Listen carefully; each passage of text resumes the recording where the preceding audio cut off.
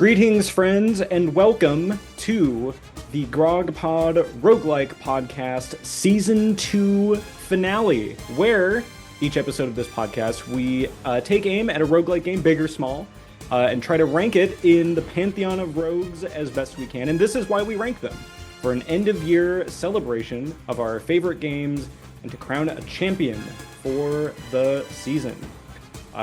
We've made it past 50 episodes for our podcast so far, which is a celebratory achievement. Very few podcasts actually make it this far. Oh. So hooray for Grog and Pod. And we've had people tune in from, again, all over the planet, thanks to the magic of podcasting technology, all the way from Malta to Peru to India, Hong Kong, Iceland, and who could forget Uruguay. No, they're all bots, though. I'm sorry. This we're in Omegabowl 2 this year, and the king of roguelike deck builders has come, but it has to defend its title against an up-and-comer who's looking to kind of steal its throne here. But we'll get into it. I am your color commentator host of the podcast, Scott Berger, and with me, kicking off Omegabowl 2 here in the GrogPod Stadium are my co-hosts. Hey, this is Fast Snapper Game Gabber Andrew Harshman. And this is Will, always right. And I'm Colin, the grizzled coach, telling you to go out there and do one more run.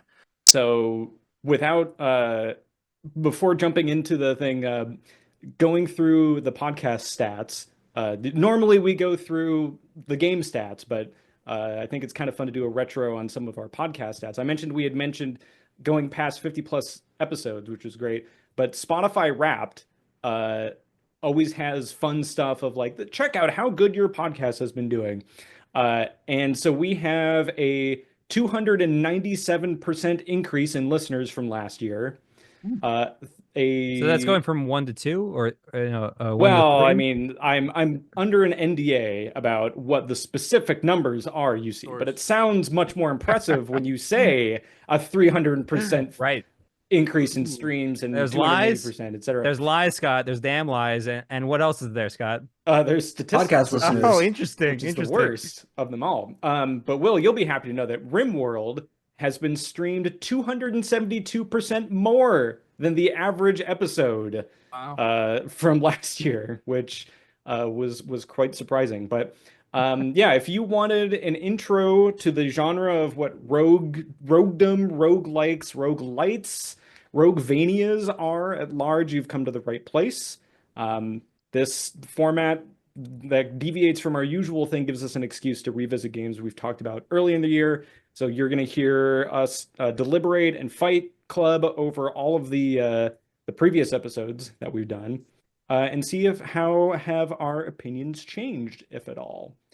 We tend to group the games that we've talked about into nebulous mega categories that kind of make sense to some degree. So this year we have deck builder, we have shooters, we have solo dev games, squad management games, top-down shooters, and traditional roguelikes. But what if there's overlap, Scott? Well, if there's overlap, then I wave my magic production hand and make everything all happy. Corruption. Corruption. Sorry, yes, ignore that laundry bag full of cash with the $sign on it that you just saw moved over. But we have games that have won those divisions, and then we have games that have kind of followed up for the best of the rest. So we have our division winners and our wild card picks. Our division winners this year are our new #1 ranked, spoiler alert, Slay the Spire, followed closely by Vampire Survivors, Into the Breach, Jupiter Hell, Risk of Rain 2, and Slice and Dice. And our wild card games that are seeking to throw the bracket off are our #3 ranked Balatro, Inscryption, Heat Signature, Star of Providence, World of Horror, and Doom the Roguelike. For those just tuning in for the first time, how we do this is that we'll pair up games against each other according to our very official, very scientifically formulated tournament bracket.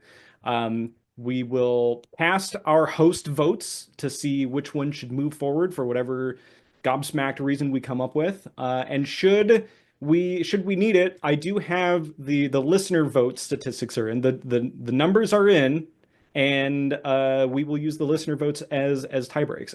I do have a bunch of interesting listener comments as well that we'll sprinkle in here and there. And then yeah, when one of the games fails and we have to escort it out of the building, we'll give it a door prize for thanks for showing up, thanks for stopping by. Everyone gets a prize because we're millennials. Notably, our last Omegabowl episode, someone had wrote in to say, this is from same window, different visual, who says, I feel so vindicated to hear I'm not the only one who just didn't feel Dead Cells from last year. So I'm sure we'll be. Who is that person? I need to connect with them. That sounds like a really intelligent person.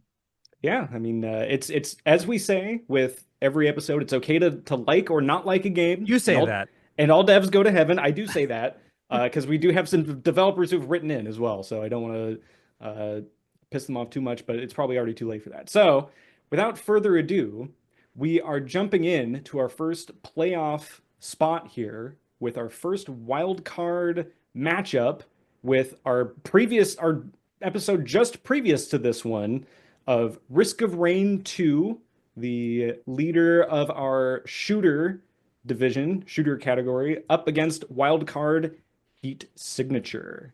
Wow. Well, who wants to start us off? To me, the answer is obvious. Heat Signature. Yes. Wow. It's also thanks obvious for coming. To me as well. Thank you for coming, Heat Signature. Really cool. Very cool stuff. Like a lot of the things you're doing, but Risk of Rain 2 is a juggernaut. I say, having invested even more time into the game. And I haven't even tapped into the other classes. That's just Commander that I've been having a world of fun with. Commander? Did I say Commander? I meant Commando. There you go. Thinking of the last. That's how much time again. we've been investing. That's right. Well, no, again, I have last spell on the brain. Commander. Well, I'm gonna have to come in from the opposite corner and say, obviously, it's Heat Signature. Risk of Rain 2, great effort. Great effort. Great effort, fun game. What? But Heat Signature, you just get that flow state and also the zaniness out of the ship zaniness. So ridiculous. There's a few people who commented in to say, let's see, Savinok 4869 says it is absurd how good and unpopular Heat Signature is, and Flare Shift says hidden gem of a game in relation to Heat Signature. But we have another listener who wrote, I did not make these people's names up. Crunchmaster4536 wrote in to say, oh yeah, I truly love Risk of Rain 2. I started playing it a couple months ago and already have over 100 hours in it. Plus, I'd love to hear you guys cover Enter the Gungeon. See previous episode, Enter the Gungeon. I think a previous Omegabowl entrant as well. Yeah, I made it further. Well, no spoilers. Yes, it was in the Omegabowl. It was in the Omega. Omega not. It's just stolen terminology. An Omega entrant, a Gungeoneer, I guess. Well, look. Heat Signature, there's no I mean, they're right. The listeners are right. You know, Heat Signature it's wild that it's not better known. It's an incredibly good game and unique game. And but Risk of Rain 2 is Risk of Rain 2. I'm sorry to make the argument of just, vaguely pointing at the title of the game, but like it has a heavy rep. That's called an appeal to authority there, Andrew. And while you are absolutely correct in this case, because Heat Signature didn't have enough to even compel me to get to a 10 hours into the game. Risk of Rain, you play with some friends, you got it's a lot of chaos, which I don't appreciate, but because I'm all about the ordo ab cow, if anyone's into the Latin out there. But this, it's better. It was better. There's no doubt in my mind. It's odd. It's not odd. We're going to be split on a lot of things here. So that's my opinion on the matter. Now, Andrew, in your revisiting of Risk of Rain 2, did you lament the It wasn't non-existence? sorry to interrupt. It wasn't a revisit. I just didn't stop playing it. I haven't stopped playing it. It's great. And you couldn't stop playing it because there wasn't a save and quit button in the game, right? Heyo, got him. No, I mean, no, what were we gonna say? There is a mod to fix that, but I think, yeah, like between the two, I think I've gone back to play Risk of Rain 2 more. Not that like Heat Signature is, I feel like one of those rogue games that's like it's great for you to like explore and try to figure out how the game works. And then like, okay, you figured out how the game works and like you go through a bunch of the systems, you're like, all right, that's great. And then you go and do like the daily challenge puzzle things every so often, and that's great. And it can just exist like that. Risk of Rain 2, I feel like, has this extreme end of the spectrum of like you can go insanely deep in that game. And when people say they have over 100, I think we said like the average player of Risk of Rain 2 had like 200 something hours in it. I can believe it now because after seeing like the ascension modes that they have and all that, yeah, it is quite impressive just how deep it goes with how simple it seems on the surface. I can accept that. It's definitely a deeper, larger game than Heat Signature. Heat Signature is a nice, small, self-contained gem, but it's not as expansive. But also, like, maybe Heat Signature respects your time a little better. I feel like, I don't know, like, I kind of jest that you need at least 90 minutes to sit down and like block out the rest of the universe to play Risk of Rain 2. Heat Signature, yeah, you can just like pause and come back basically anytime. And I feel like the missions in that are much shorter to a degree, and you have much more flexibility for it. So I think I might have to be the tip over person here for putting my vote past or behind Risk of Rain 2. It is, I think, tied for my second highest game in my personal rankings. But Heat Signature, yeah, it wouldn't be here if it wasn't an amazing game. So I think my Time to kick it out the airlock, eject it into space, no mercy. With what just door like prize? The game gives it no mercy. Yeah, I think my door prize for Heat Signature would be best defenestrations. Yeah. Ooh, great word choice. And yeah, love a good defenestration for sure. And I mean, yeah, Heat Signature is a game all about that. In space. Sorry, any other year, bad matchup, out of the gate. It's tough. That's tough. That's a tough matchup. Sometimes yeah, your wild card, you get that home field advantage against the Juggernaut team, but it happens sometimes. But Risk of Rain 2 will be moving on, and we will be moving on to our next matchup here. Maybe a little more or less Juggernaut over the headness. But for our second wild card matchup here, we have our 21st ranked overall game, Slice and Dice, leading our solo dev category versus our wild card top-down shooter of Star of Providence. I'm going to put my thumb down for Slice and Dice because it's down on my phone where I'm slicing and dicing. I mean, I feel like in a slightly different world, we'd have a mobile game category, and Slice and Dice would be at the top of that as well. I ended up playing a lot of Slice and Dice after we reviewed it, and I think I actually bumped up my rankings for it post episode, partially because it's a mobile game and it is extremely accessible for like sitting around in an airport, and I got way more utility out of it over the course of the last year than I have out of some of the other games, just because I have it in my pocket when I don't have other games in my pocket. So I'm gonna say that pushes it over. You know what game you always have in your pocket, Colin? Yeah, but I've already put a bunch of hours into a certain game which must be named every podcast. Okay. Chess. The Lee Chess app specifically. Right. The greatest roguelike of them all. All right. Well, look, check it out. What you're not gonna find on a damn phone is Star of Providence. It's simply too incredible an experience, too kinetic and exciting and fast-paced and pulse-pounding to be contained on a mobile device. Star of Providence arguably is completely not at all comparable to Slice and Dice. They're totally different games. But I'm here to say, it's I mean, look, I realize this is going to be an easy like 3-1 me getting outvoted, but Star of Providence is something special.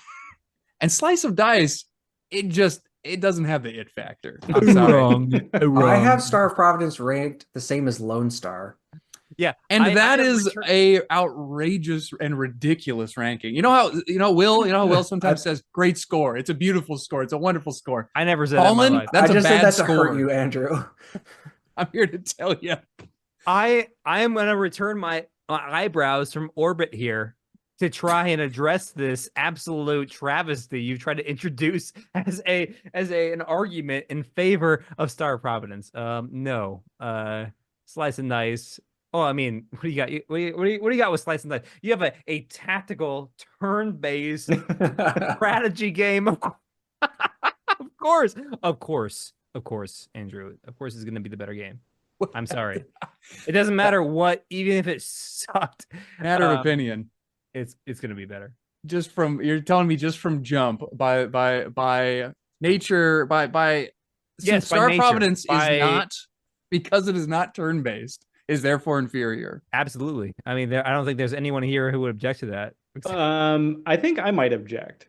What? And I think okay, so Slice and Dice, it just had a big update after we had covered it this year, and they added another cursed mode, which wow, another mode for the game with a million modes, for the game with the devs who couldn't decide like how to best design their game, so they just put every design into the final product. Exactly, yeah. A new curse mode. And what does this one do? This one is Bliptra, which is Blessed Hyper Ultra mode. And it's innovative. Yeah, descriptive.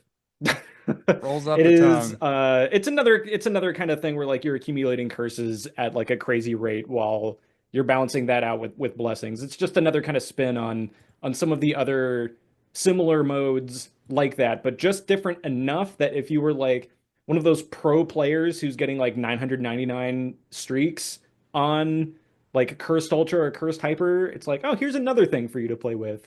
And I think this like Slice and Dice is like shockingly good on the Steam Deck because of the touchscreen, where it makes, and like its landscape, and it's like it feels like it has all the greatness of the portability factor of a mobile game, and like, oh, I can like use the touchpad and like the haptic thing to mouse over and click on stuff, and it's great. And I feel like I have come back and played more Slice and Dice than I have Star of Providence, but this summer, and I'll allude to this later on as well, PAX West here in Seattle had a booth set up for Star of Providence to celebrate their upcoming Switch release. And oh wait, I have to interrupt. I have to amend basically everything I already said. Star of Providence actually is coming to a very phone-like device, which is the Nintendo Switch. So maybe disregard that entire argument.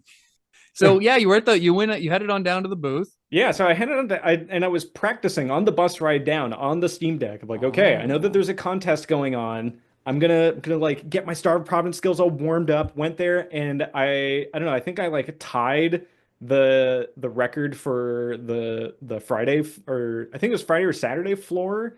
Yeah, it was Saturday because I busted in on Saturday. But anyway, like one of those that days was I tied the age 8 to 11 category. He was correct? no, Will. He was the Star of Providence. Oh, he was the star. Okay. Yeah, my mistake. I did not get the raffle prize because I think someone on Sunday beat everyone's. What was the prize? A photo op with Donkey?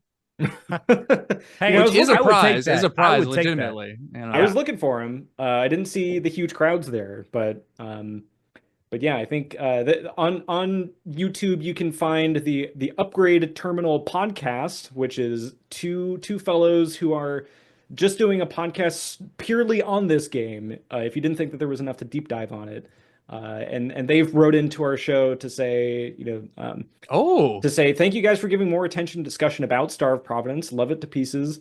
The podcast that we did, or the episode that we did, was a lot of fun. It's always interesting to get a new perspective, especially from those outside the community. So I think when I went there and I was playing Star of Providence in that moment, it felt like very high stakes.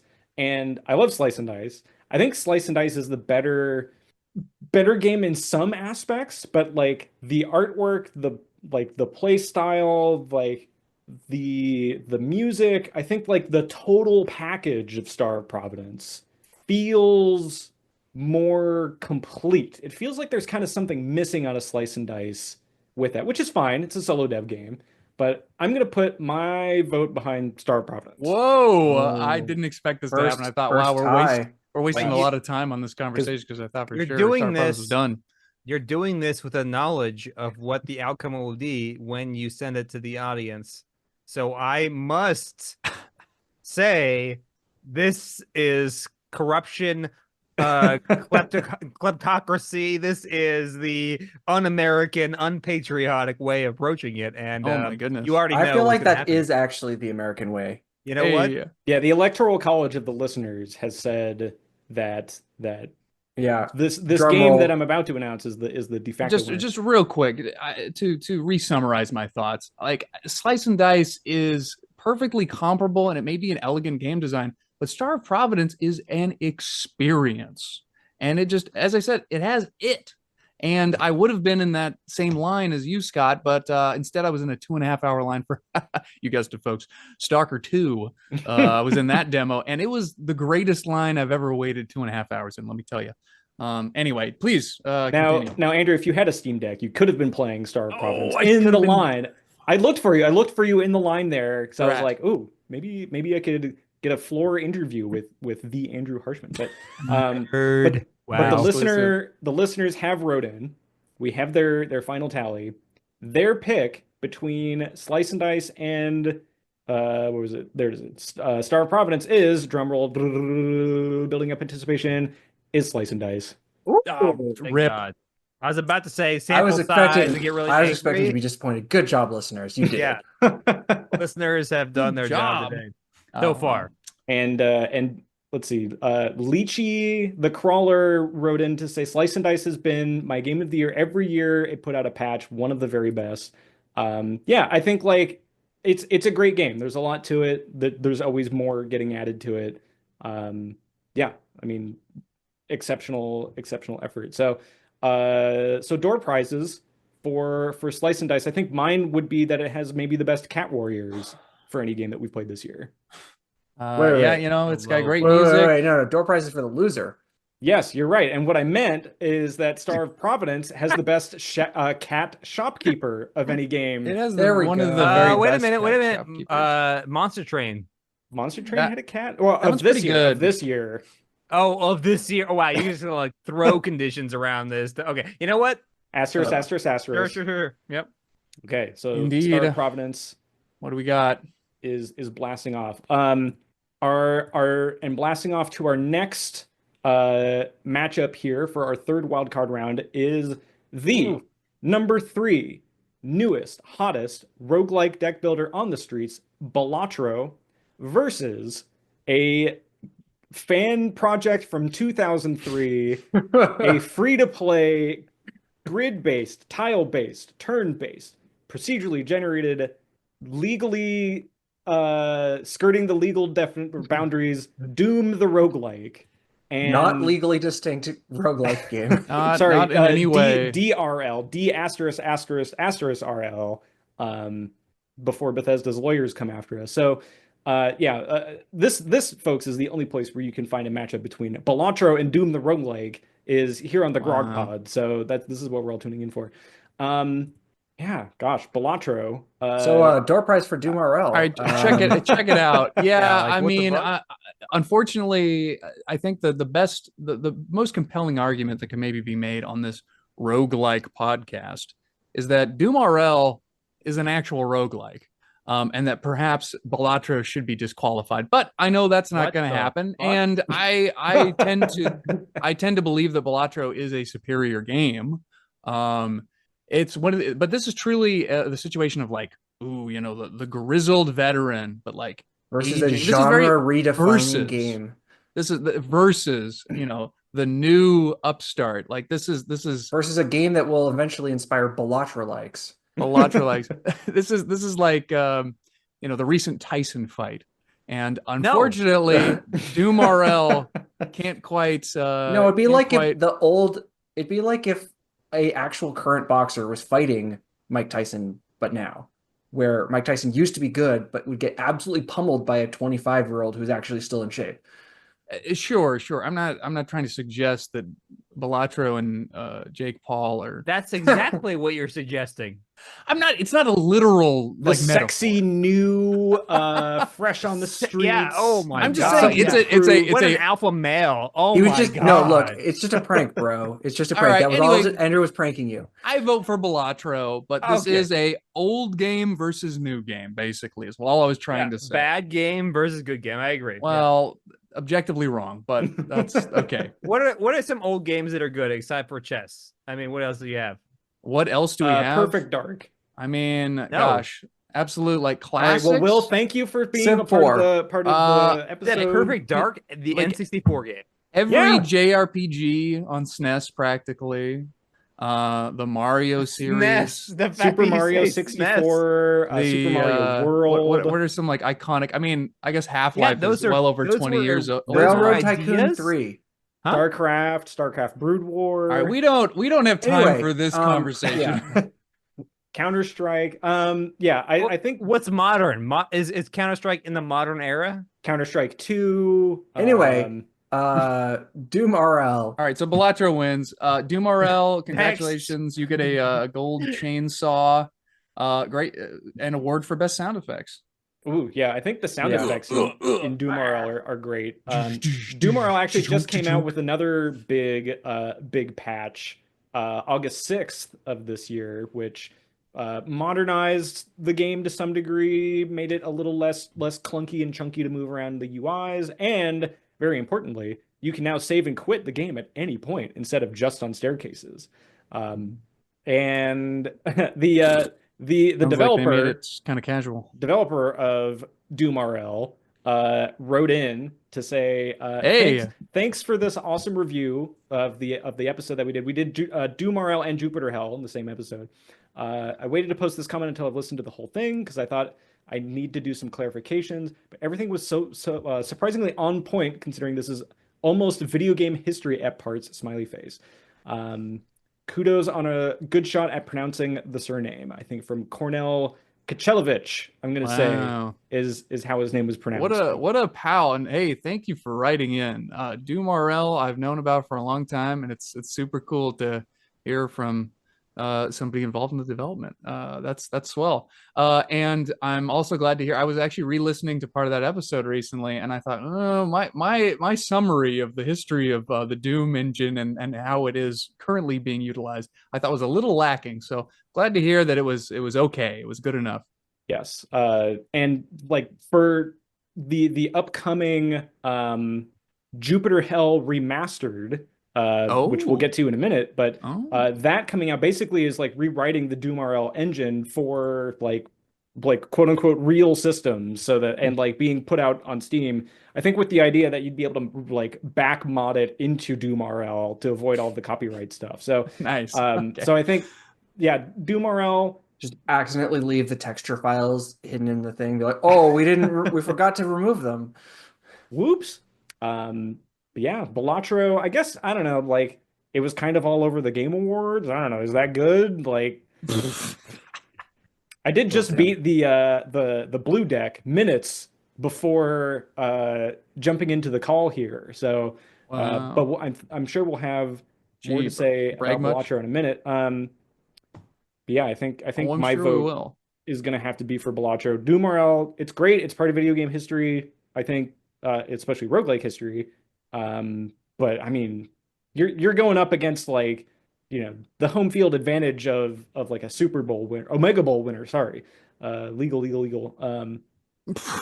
But yeah, I think so our door prize best sound effects for DoomRL.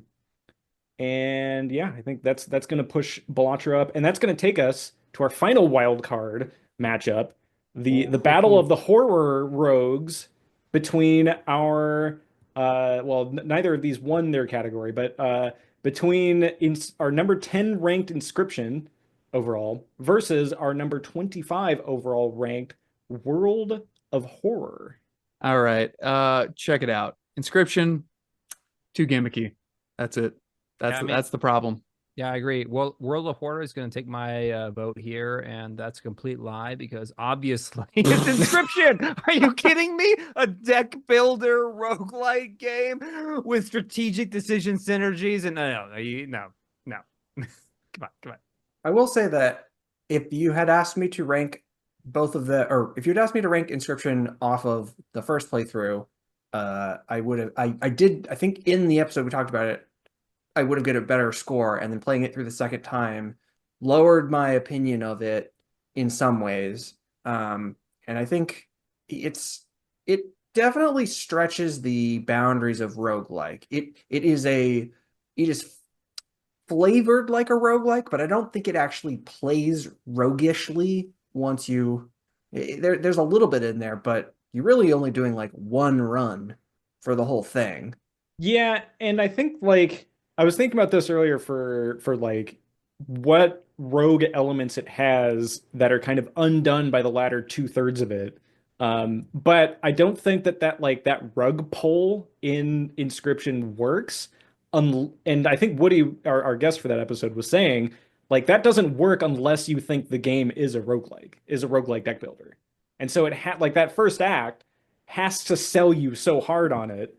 And there is kind of like, unlockable things, and it's kind of like a story escape room puzzle game to some degree.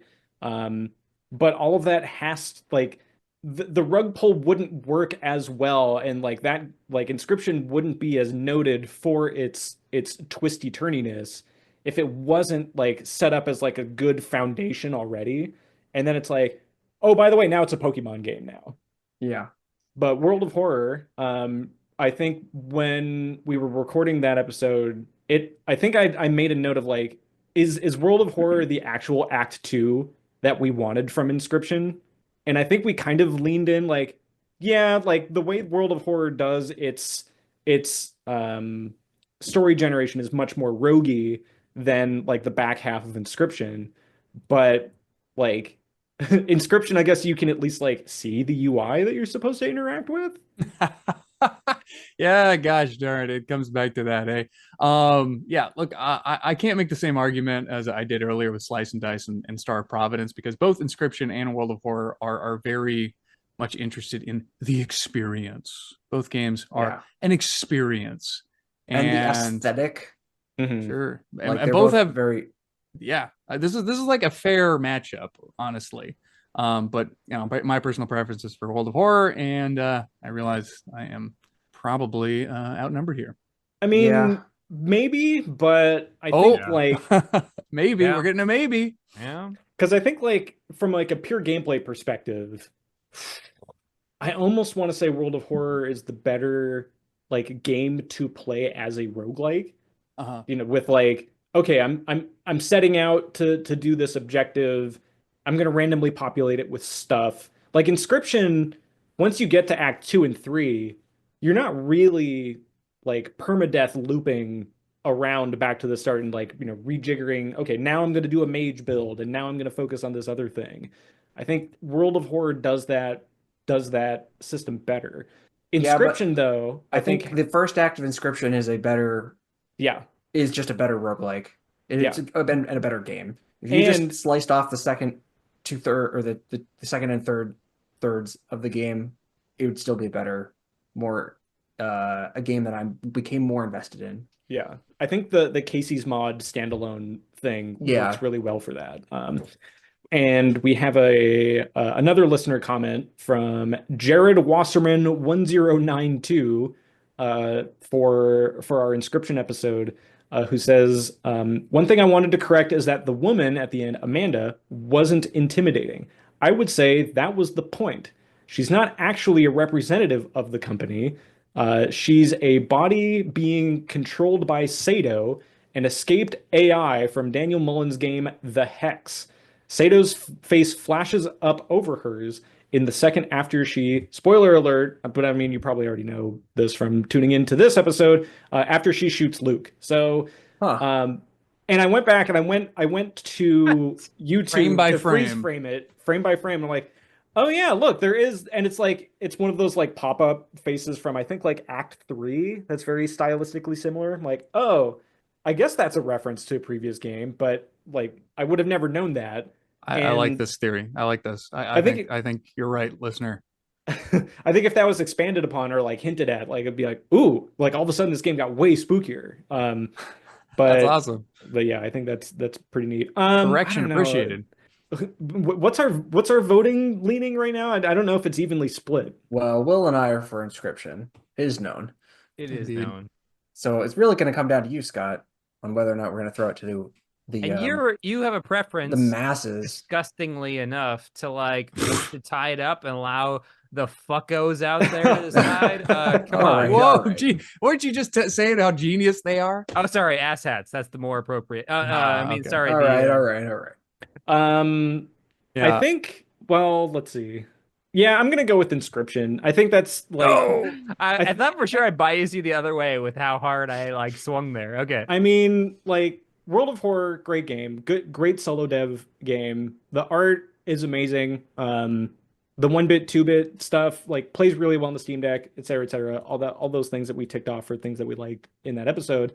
But Inscryption, like I never thought that I would like go so hard into the standalone Casey's mod thing, but I did, and I was like, oh, this is super interesting. Like it has a pretty good amount of depth, probably as much as World of Horror. It's not as maybe unique as World of Horror is, but like I was looking up like build YouTube videos for Inscryption Casey's mod, and I was motivated enough to like check out all the other like mods for it, like Grimora's mod and Magnificus's mod and all that. They're not good, but but Casey's mod is good, and I think that helps to kind of like push it over the edge, and pushing out of the lighthouse on its way down, out of the door prize, being defenestrated out the lighthouse for World of Horror. I think World of Horror probably has the best eye stabbing. Oh well, yeah, great eye stabbing. Yeah, better than Inscryption's eye stabbing. You know, I said that, and then I just remembered Inscryption had eye stabbing in it. Oh, like, shoot! I don't know. Wow! Again, this is such a good matchup. Like they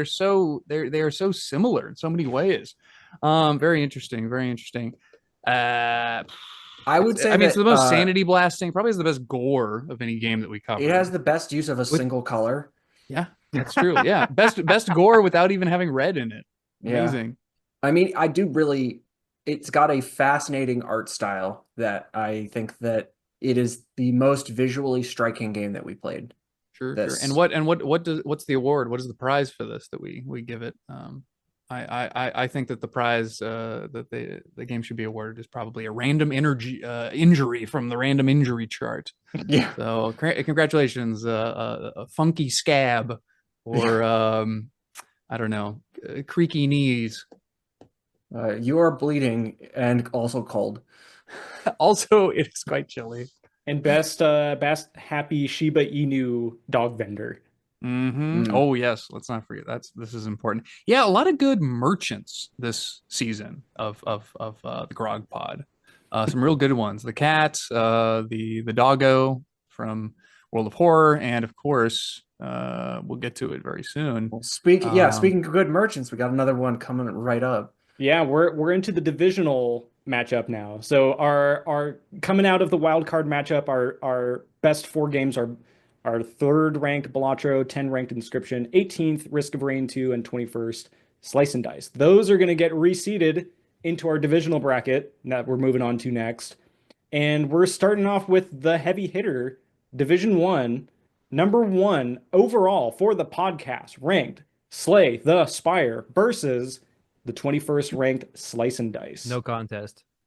I mean, what do you want here? What do you want out of me? I've been mentioning Slay the Spire every episode that we've ever just casually mentioning it. Yeah, it's the greatest game of all time.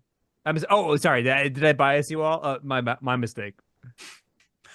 Yeah, well, I am just to play devil's advocate. Slice and Dice has, again, great dice rolling physics, folks, and really like a master class in dice rolling physics. I changed my mind, actually. I will say, I knew you'd listen to reason. Slice and Dice is the better mobile game, despite the fact that Slay the Spire absolutely should be played mobilely. Like, the Slay the Spire app on the phone is a bad UI experience, and it frustrated me intensely to play it because there's no reason for it not to be perfect. Don't you have a PC? Yeah. But look, Will, if I'm sitting in a car dealership waiting for them to figure out what's wrong with my tires, and it's Slay the Spire, and I'm getting frustrated because I can't click the cards right, or Slice and Dice. But if I'm at home, obviously I'm going to be playing Slay the Spire. Steam Deck. I'm not going to bring a Steam Deck to the car dealership. What are you, a lunatic? You don't have it surgically attached to you? I wasn't expecting to be at the car dealership for like an hour and a half. I agree. That's a bad move. You don't want to bring something fancy and expensive like a Steam Deck into a dealership. They're going to take you for everything you're worth. It's a branding thing. You don't want the Steam Deck to be your character as you go out into the public, right? Yeah, you used to be a Switch at least. Yeah, I was going through airport security in October and putting Steam Deck on the conveyor belt. And I was like, do I need to like take this out of its case? And he's like, oh no, your Nintendo Switch can stay in its case. No, little boy. Thank you for asking. Just skip on through this detector. Real quick, listeners, we were recently playing an in-person Dungeons and Dragons game, and what do you know? Speaking of Steam Deck as a character, Scott Berger had his character sheet on his Steam Deck. It was low-key kind of impressive. I mean, this is the Steam Deck podcast. That's because we know every episode at some point Scott goes, this game actually plays incredibly well. And the same thing happened in the middle of our D&D session. You know, this game actually plays incredibly well on the Steam Deck. Yeah, D&D Beyond. I mean, you get that web browser fired up. You can do just about anything on that. And it doesn't take up like any table space because we were a little... Yeah, the laptop you had propped up so I could play even though I was sick didn't take up that much space though, right? Well, that was like a good quarter of the table. I would say. No, I admire you embracing technology. All right, so what a bunch of nerds here. Oh my god, I feel bad. I feel bad because I like Slice and Dice a lot, but it can't possibly stack up against Slay the Spire. Correct. So yeah, I think Slice and Dice wins the award for again best dice rolling. I mean, best stack of dice, dice stacking. I don't know if y'all ever do that at the D&D table. I don't. I wouldn't stoop so low. But sadly, I think it's like one of the most unique rogue placement of abilities. Putting them on the various faces. That was great. That's a very inspired choice. Yeah, Slice and Dice. Give yourself a pat on the back. I agree. There's a pat worth with that game for sure. Well, I mean, only so many games can go up against an extreme juggernaut that is Slay the Spire, but it stands in a class of its own for a reason. It's the reason why we have games like Balatro. So it's the reason why the Grog Pod, in my opinion. But you know what? That's my unique opinion. But yeah, I think Slice and Dice on the door out. Now I'm gonna give it the best Cat Warrior door prize. There we go. He was saving it. Honestly, I have no idea what you're talking about. I such a vague recollection of Slice and Dice. Well, some of the heroes that you can select like that. Well, they have different colors, and notably the green ones are like the weirdos. Yeah, they're different the weirdo colors. ones. Wow. And if you get a party, notably the cats can't level up. So what you do is you get a party of 4 cats and 1 regular guy, and then every time you win a battle, just the regular guy gets all of the XP. So he wildly over levels, and then it's just complete insanity. So this is ringing a bell. Them not being able to level. Thank you for the refresher. Unfortunately, it's not enough to save you, Slice and Dice. Who are our next Omega Warriors to enter the arena?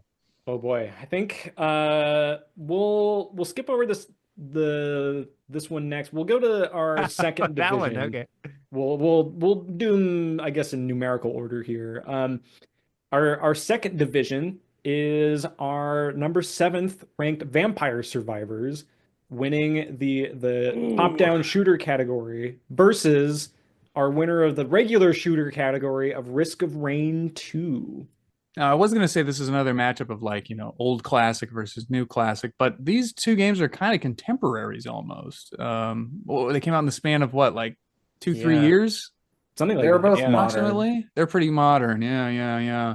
Well, it's my observation that these are both games that have a tendency to be chaotic. Will, why do you like the chaos of Vampire Survivors more than you like the chaos of Risk of Rain? Question, Andrew. Thank you for asking it. You're welcome.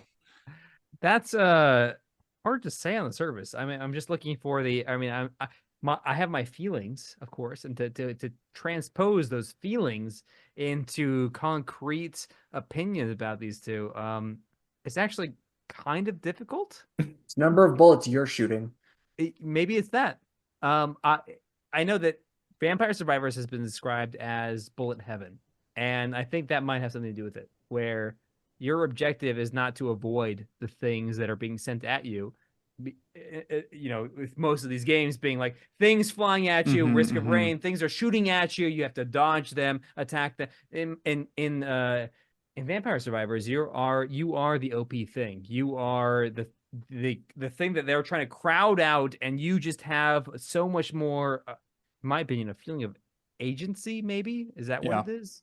I'm not sure. I get what you're saying. I get what you're laying down. But it feels a lot more rewarding overall. And I haven't done an extreme analysis on this, but it seems like that's indeed. That's an important distinction though that you're bringing up. That being said, that distinction when like looking at those two options, I personally err on the side of I'd rather be I'd rather be going through the bullet storm, through the bullet hell, rather than being the one generating it. So I think I have to pick a Risk of Rain. It's a turn-based thing versus a want to be there real time. I think that's what it comes down to. Is that maybe related? What? Quite probably. The turn-based, card-based deck builder that is Vampire Survivors? Well, no, but Vampire Survivors, you are on the end of like it. I mean, if you had to boil it down, it does feel more turn-based. You're making this. You're pausing the game. Pausing the game, first of all, doesn't happen in Risk of Rain, but you're pausing the game to make a decision about what thing you want to add to your synergy. Yeah, there is that strategy. It's just much more of a, hey, I have a moment to think. I don't have to worry about things getting stronger as I sit here and make this decision in real time. It's a very much more of a strategic, slower, and I say slower, but that's what it is. It's slower. The end game for Vampire Survivors is that you don't have to move anymore. Yeah, you escape and you are paused. I don't know. You don't get that otherwise. Well, and we can throw cats. Oh yeah, that's true. Here's another question, but for everybody. What do we think of the multiplayer in Vampire Survivors? I didn't know that it existed. Never played it. I might be making that up. I don't know. Did they ever add that? Is that I think there is hope to God they didn't. I think so. Okay, now we have. Do you fight each other? The only way I would like it is if it was PvP, because that would be insane. You're just like running around the map trying to like power up before you come in, and you're just like insta kill each other. Wouldn't that be something? There is 4-player co-op in Vampire Survivors. Oh wow! So here's another interesting matchup. We have 2 4-player co-op games. Oh my gosh! How are we to choose? Well, I think I made my decision. 4-player co-op on your phone. All right, so maybe to color our decision-making process here, good friend of the show who writes in pretty frequently, Davian Fuchsa, wrote in about Vampire Survivors to say a pox upon this game and all its foul kin that it has spawned. I remember when The Binding of Isaac came, the blight that may never wash away, but even it did not have as many imitators as Vampire Survivors. What's certain is that we've moved away from calling its brethren BOI clones, which apparently cannot be said for this genre of ill. Hopefully this fad will pass. Related to Vampire Survivors. Sorry, can we get that first opening line again? A pox upon it and its spawn? A pox upon this game and all its foul kin that it has spawned. I mean, that's awesome. That's awesome. And we appreciate you writing it. Thanks so much. So I did a talk last year for the Roguelike celebration about like doing data analysis of like the whole rogue category. And one of the slides that I nixed out of that was how many like survivor-like games are coming out, and like Brotato. Is this something? Yeah, Brotato is one of them. Maybe one that we'll get to next year. Bone Razor Minions. Also. No, we won't. I won't be there anyways. Yeah. But like it is like took off exponentially since Vampire Survivors came out. Because everyone wants to be the next Vampire Survivors, and like it's a reasonably straightforward game to make, I think, so it probably has a lot of fast follow imitators. But I think Vampire Survivors is like the best of its category by far, because like it doesn't try to do anything too flashy. It's like it has like just the right amount of like, and I use this term lovingly, brain deadism, that I can just like sit on the couch. It's been a long day. I don't want to use my brain anymore. Pop Vampire Survivors on the, you guessed it, Steam Deck, and just like use the joystick to just like auto move around to dudes, and it's a great experience. I've been playing the Contra DLC that they released for it. I'm like, oh yeah, this is fun. Like I'm having a good time. I'm playing it, and it's totally fun. Like they got a full orchestra to score one of the other DLCs that we played for the music special episode this summer. And yeah, I can understand why people would be frustrated about like, oh, there's a million Vampire Survivor clones out there, but there's only like 3 good ones. So it doesn't really matter that there's like... Which are the 3? Vampire Survivors, Hollow Cure, and... Nope, wrong already. Wow, okay, go ahead. Bone Razor Minions. What about sorry, did you I zoned out for a minute because I was contemplating, like, are we as critics, are we on the hook? Are we compelled to take into account the effect that these games have on like the greater gamescape?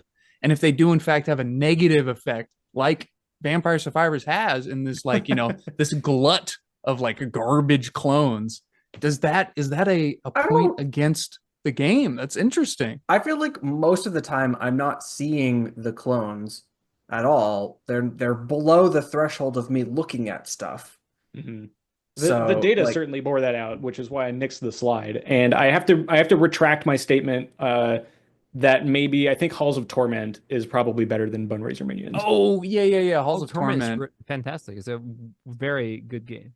But yeah, like I feel like the games that are good in that genre are so much better than the mid or bad ones. Sure, yeah, sure. I was surprised that like Brotato has like this huge following, and I feel like I'm missing something from it, but no, it's the potato. You're missing the potato. Yeah, there's a lot of potatoes out there. Yeah. Well,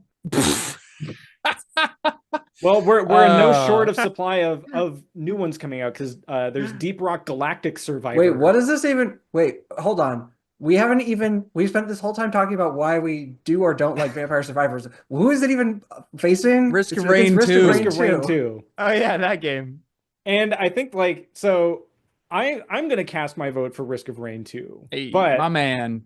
I think like, because I think that like it offers more interesting decisions when you are limited in that real-time environment. Like, yeah, I mean, we're all getting old. We're all in our mid-30s. We don't have the reaction time of 10-year-olds anymore.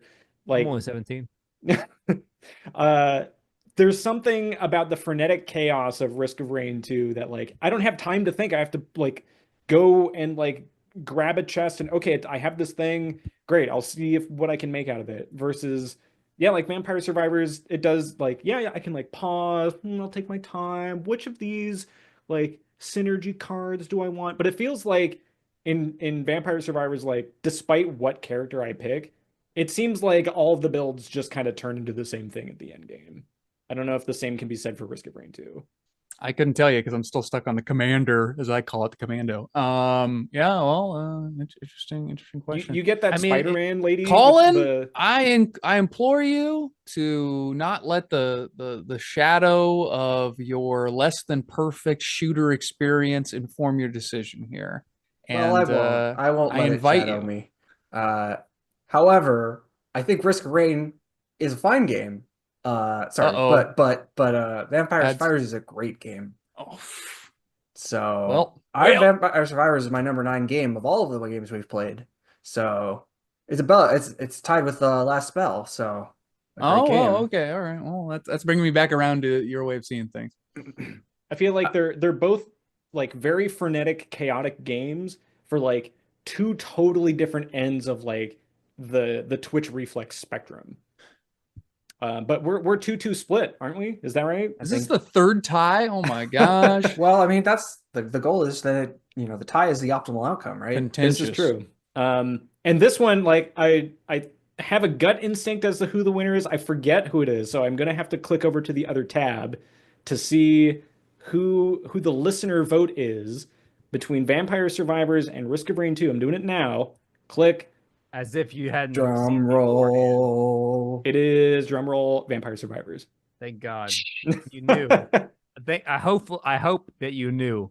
I mean, listeners, you've made another decision, and even though I don't agree with it, I respect the decision. You got to respect the call on the field. I do feel bad about Risk of Rain getting booted out though, because I feel like in many ways it is a great game. And it's got the best rain. Yeah, my door prize is gonna be best music. Best rain, and we here in the Pacific Northwest, we know a thing or two about rain. And let me tell you, every day out here, there's a Risk of Rain. And Risk of Rain 2 really brings it in that respect. And having the difficulty titles tied to the level of precipitation is very cute and fun. And hey, on your way out, Risk of Rain, help yourself to one of these beautiful orange artifacts. Okay, I'm going to skip around here a little bit. We're going to go back to our other side of the bracket here for our fourth division between, well, you know how these NFL schedule things are. Sometimes the stadium gets closed for a day. We're jumping over to our fourth division between our traditional roguelike winner of Jupiter Hell versus our third-ranked Balatro, who is screaming up the wild card slots here. I think Molt is just building. And before we jump too deep into this verdict here, we have an audio message to play. Yo! All right. Congratulations to everybody at Chaos Forge on the success of Jupiter Hell. I'm Mark Meir, and this is my favorite roguelike on the Citadel. You will recognize that voice as Mark Meir, the voice actor for Commander Shepard from the Mass Effect games, who also voices our protagonist for Jupiter Hell in a very who I thought was kind of a very reminiscent of Bruce McClane from Die Hard. Or John McClane. God, what am I saying? John and Bruce are kind of the same, RPG class of name. Exactly. John Willis, the old John Willis. John McClane, Arnold Schwarzenegger in his many roles with his various one-liners. Yeah. Shoot. One sec. Commander Shepard, also known as Mark Meir. There we go. All right. He does a great job of capturing that 80s action star with all the witty one-liners. And he's a real joker. Get screwed. Yeah, there's very few times when I'm playing Balatro where I'm trying to play something and the main character will say no fucking ammo or reload, goddammit, or something like that. And I'm just like, you know what, that really adds like a good layer of great motivator. Of motivation and exactly what I'm feeling when a giant robot is about to pound me into the ground in Jupiter Hell. I think Jupiter Hell, I think obviously this is another steamroll, but I'm going like I fully admit that Balatro is probably a better game. I do feel bad that Balatro has taken out both Jupiter Hell and Doom Roguelike. Disgusting. Like all it's right. basically just like, oh, you beat up my little brother, and now the big brother's coming, and you beat up the big brother too. All right, look here. Look, check it out. Once again, Jupiter Hell is a roguelike. It is a good roguelike. Balatro is a fun like roguelite. Roguelite. No, Jupiter Hell's very roguelike. Yeah, no. We accept as has been defined with this podcast. We are on the spectrum of like to in like. many ways. Well, we play all games from roguelikes I just think it's roguelites. It's just worth acknowledging, even if it doesn't win the matchup. It's worth acknowledging. Like, well, if this were if this was a purebred competition. Oh, whoa! You used the word, not me. If this was the American, if this was a dog show, then the American Kennel Club. Come on, Jupiter Hell. Which Jupiter Hell does sound like a fun name for like a corgi or something. Like, hey, here they comes prancing down the court. What a beautiful Jupiter chap. Hell. Oh my god. Look at that guy, a little fella. Well, anyway, but if nothing else, weirdly long. If nothing else, Jupiter Hell wins our #1 hidden gem game of the season. Oh, so in the rankings Google sheet that we have, I have a few hidden columns in there that show like, okay, here's like the level of popularity the game is based on how many like ratings it has in Steam or whatever, and then how does that compare against where it is in our overall rankings. And using some hand wavy, as Will says, the greatest of all evils statistics, doing some math to say, well, how hidden of a gem is it? Like, how much higher is it on our rank versus the popularity rank of like how many reviews it has on Steam, basically. And Jupiter Hell is the #1 on that list, which I think is quite neat. And I think well-deserved for a game that has, I mean, like, you look at like DoomRL to Jupiter Hell, it's like walking into the 21st century as a Stone Age person. Like, it is so much better of a game engine. The lighting is so good. We had the guy who I believe did all the visual art programming for Jupiter Hell write in to say, and I believe this is from, so this is at SLIZGI86, or I believe, I'm 99% sure this is Lukas Silwinski from the Jupiter Hell dev team, who says, I'm super happy to hear you guys like Jupiter Hell's visuals and mood, heart emoji. It was quite a ton of work for a single GFX artist, so thank you. Wow. Oh, wow. Yeah, I bet it was a lot of work. And what wonderful work it was. Well, thank you for making it. We're glad you were happy enough to hear our opinions, that you bothered to write in. Appreciate it. I mentioned before, Jupiter Hell is getting a demake of Jupiter Hell Classic coming to Steam, I think early 2025. That is for all intents and purposes DoomRL on Steam, but without the D star RL. Yes, D star RL. With no legal ramifications. And, if someone just happened to mod in Doom assets in there, we couldn't stop them. We couldn't advocate for it, surely, allegedly, for entertainment purposes, Your Honor. But I'm wondering, so Jupiter Hell has you go through the different moons of Jupiter, but notably missing is the moon Ganymede throughout it. Which I think forget about Ganymede? I know. I mean, if you've watched enough of the Expanse TV show as I had, you can't forget Ganymede. And Are you a Weller? Wait a minute. No, he's a Beltawalla. Boss Mang. I think if Ganymede makes an appearance in Jupiter Hell Classic, and maybe that will help with getting it into Jupiter Hell non-classic, that'd be really awesome. Love Jupiter Hell. I think it's a great game, again, to play on Steam Deck. But going up against a Titan like Balatro is kind of just like a bullfight, I think. Isn't Titan also one of the moons of Jupiter? Anyway, oh, thank you. This is a tough matchup. It's a tough matchup. Jupiter Hell easily wins the award for most metal game in this season of the Omegabowl, without a doubt.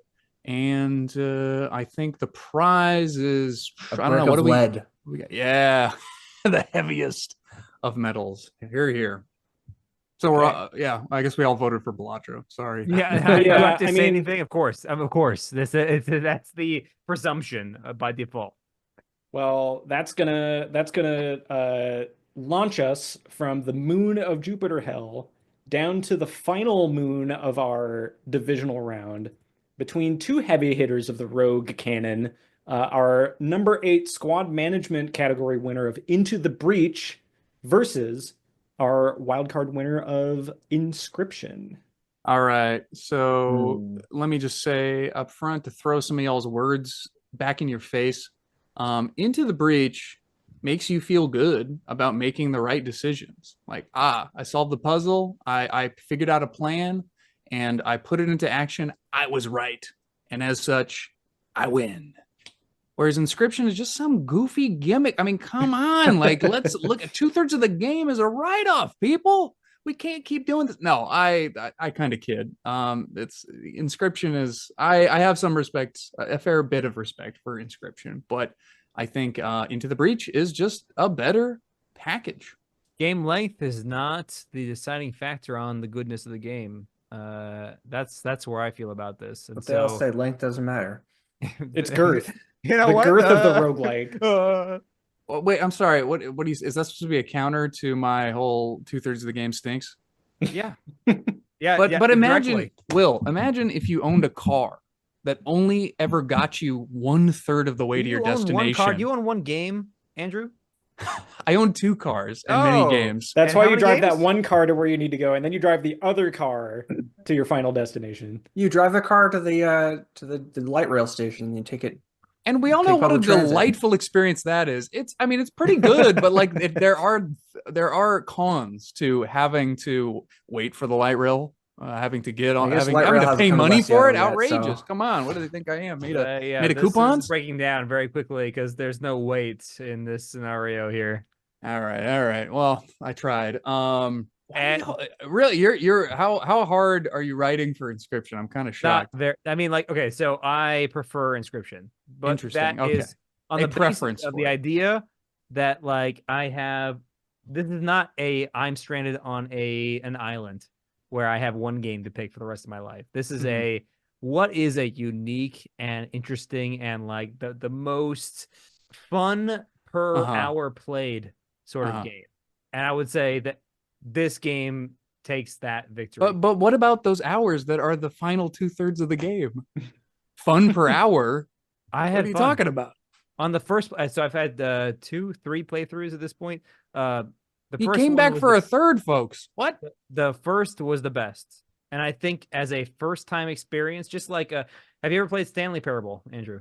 I have not. I'm familiar Oh. with it.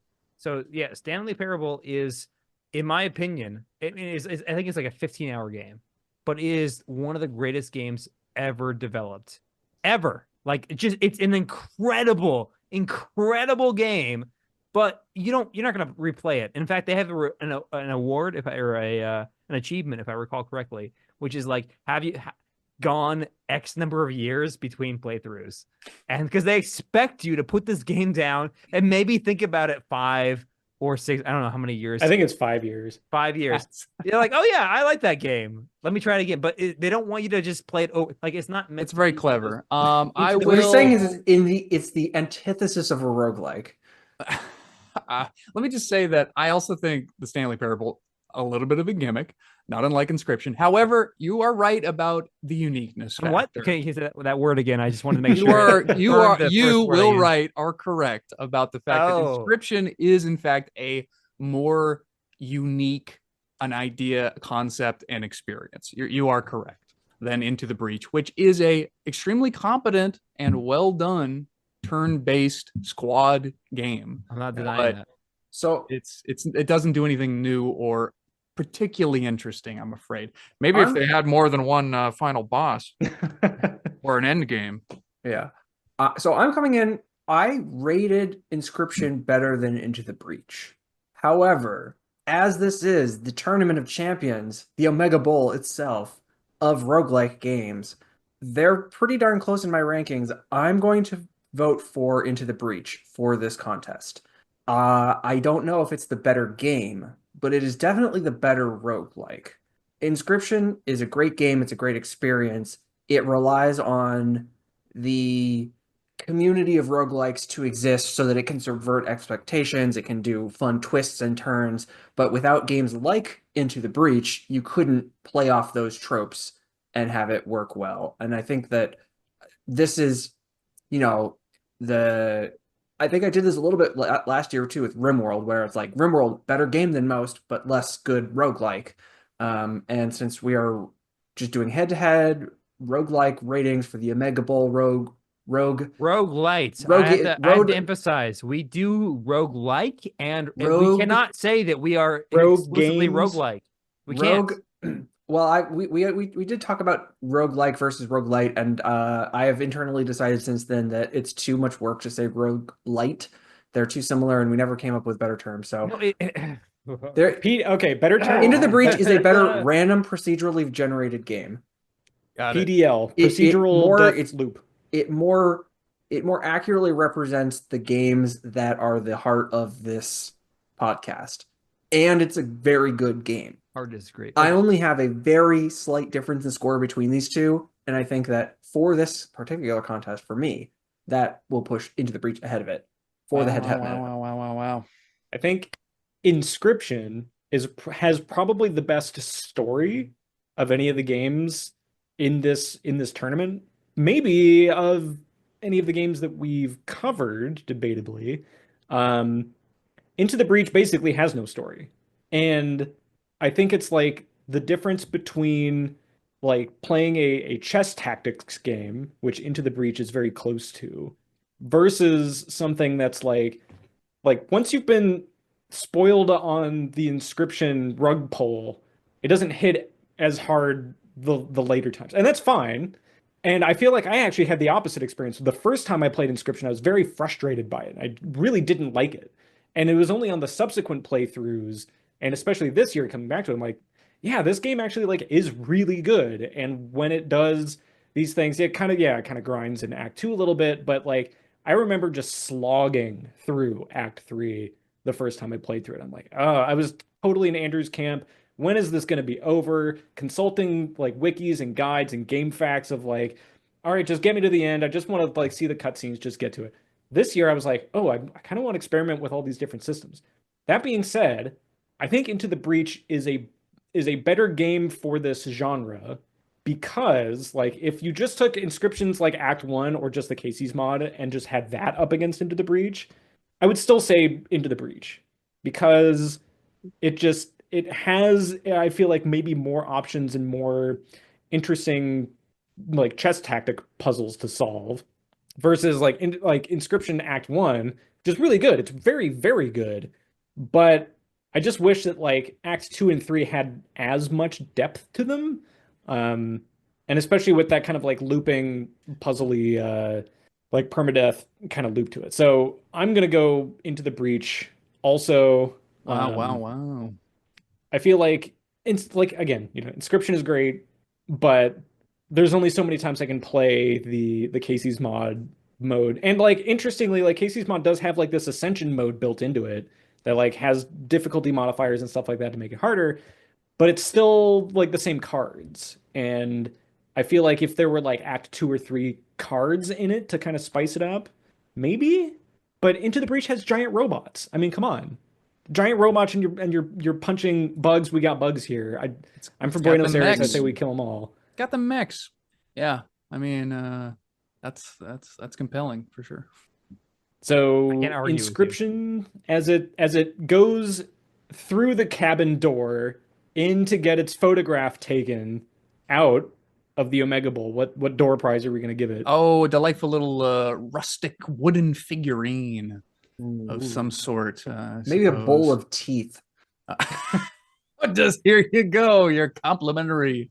You've won the prize. Here's your bowl of teeth. It's a Halloween. You knock on the door. And it's for Halloween, and they open the door and they say, "Here you go. Take as many as you want." It's just a giant candy. It's just a giant plastic pumpkin filled with human teeth. Wow, 1 molar per kid, please. So, hey, Scott, I am curious about this matchup. What do the listeners have between Into the Breach and Inscryption? Let's see. Going through the list here, the listeners had Into the Breach as their pick between. Oh, all right. Wow. Bit of a blowout. Bit of an upset, perhaps. Actually, yeah, that's totally fine by me. Actually, Actually, I think the games, in my opinion, were very close together. And Into the Breach, I love. To be fair, I fucking love this game. I mean, it's got so much variety, turn-based strategy, synergy findings. Barely any cards, but yeah, no cards. So I'm gonna have to docket some points from that. And in terms of total uniqueness, the whole plot of like saving the world from this this time-based like thing to like go back or into the future with different. It doesn't make any sense at all. It doesn't. The whole it. So it's I like it. It's less cohesive.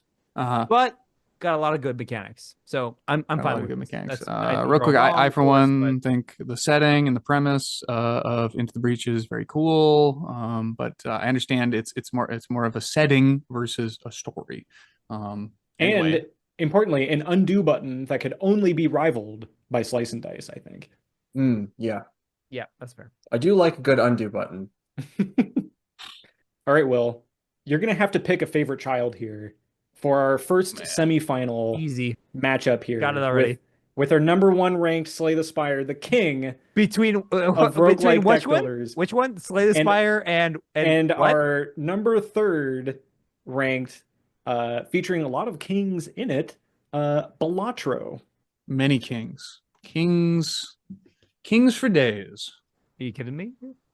Now, I guess maybe a question I should pose here is, like, Balatro. So earlier this week was the Game Awards, and despite whatever kind of stock you put into awards programs or even ones that are related to video games for that matter, no, people are morons. No, like it took the indie award.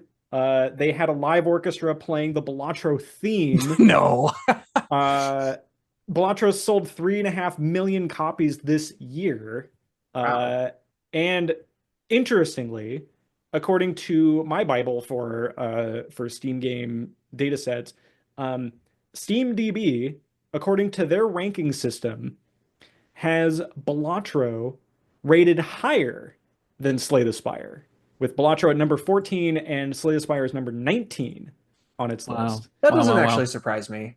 Scott, I'm so glad you brought this up because I actually did some number crunching of my own. I was in an attempt. I knew this matchup was coming, and in an attempt to appeal to you specifically, Scott, our numbers man and our ratings man, I crunched my own numbers. Are you kidding? Who's not a numbers man here? All right, I'm a data scientist. Well, to be clear, I'm sorry. You are wonderful numbers. Yeah, but you hate statistics more. I do hate. But what I mean to say is damn lies. All right. Statistics. No offense was meant, Mr. Wright, but Scott is the man who combs through the data and presents the data and the reviews and the scores and the rankings at the top of every episode. And so in an attempt to appeal to that, I went through and crunched some numbers, and oh Lord, if you three saw this sheet, this Google Doc I have up in front of me, you would be absolutely mortified at how terrible it is. Well, I'll show it to you later. Oh, so you can't present the facts right now? Oh my God. Well, it doesn't matter. Tell us your numbers. I want to know what Scott has your already numbers are. made my point for me, which is that Balatro is on track / is a higher ranked on Steam game. And there's something to be said for that. Well, to be clear, SteamDB, which uses a different stack ranking algorithm than like Steam itself does. Did you think about that? But here's the thing: you can get bigger numbers in Balatro than you can in Slay the Spire. Oh wow, the numbers get big. That's good. That's pretty cool. Actually, I think that Balatro has the biggest numbers of any game except for the paperclip game. The paperclip. Ooh, game? actually, I don't know. I think Risk of Rain 2. I think Risk of Rain 2, you can get like damage numbers up in the billions. Yeah, billions is only a small fraction of the paperclip game. We're talking exponential growth. How many? What's the biggest number that you got in Balatro? I can't recall. It was too big. It was unfathomable. But they had to use scientific notation for it. The paperclip game was so many orders of magnitude beyond whatever you experience in Balatro. I'm sorry, what the hell are y'all talking about? What is the paperclip game? It's one of the Oh, greatest Andrew, games ever made. I'm excited for you to go One play of the this most game. innovative. Well, is it in the Omegathon? Because No, Omega, what is no, this it's called not- it's again? not Is it in roguelike. the Omegabowl? Because if It's it not a ain't, roguelike I don't game. give a hoot about it right now. It's a I don't give a clicker. good goddamn. It's maybe one of the most I think famous it's just like idle universal clicker paper games. clips. Oh, It's It's a like okay. a flash game. One of those, one of them. I mean, classic. You Flash. must play it. All It's right. your homework for this the next week. Homework. All right. Well, Yeah. let me present my other homework, which is so what I did was I basically just calculated how many positive, overwhelmingly pardon me, how many positive reviews each game received per month, like on average.